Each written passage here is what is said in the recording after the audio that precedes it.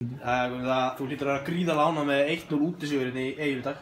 Já, alveg mjög ánægð. Það er erfitt að koma til Eyja og IBVF er mjög sterkt á heimavelli. Og eins og ég sagði, þetta verður jöfn deild og það er gott að vera bara að fá 3 stig, fyrstu 3 stigin. Þannig að það er haldið áfram að safna. Hvernig lögðu svona leikinn upp hérna til að byrja með? Við lögðum eiginlega bara að reyna að halda honum niður á jörðinni. Þannig að vissu að það verið svolítið vindur, sérstaklega á annað markið og mér fannst það ganga vel í fyrri hálfleik. Og svo þegar við fengum vindinn hérna á móti okkur þá var þetta eiginlega bara svolítið vörð sem við vorum að spila og reyndum beita skyndisóknum og mér fannst það að ganga vel. Við bara óhefnum að klára ekki sóknina en það er klárlega eitthvað sem getur bætt. Þið voruð 1-0 yfir í hálfleik og áttu að vera á móti vindi í seinni hálfleik. Hvað töluðu í hálfleik?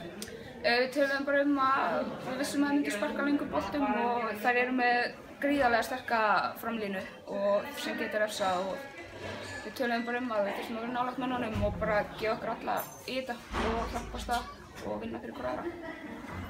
Takk fyrir. Takk.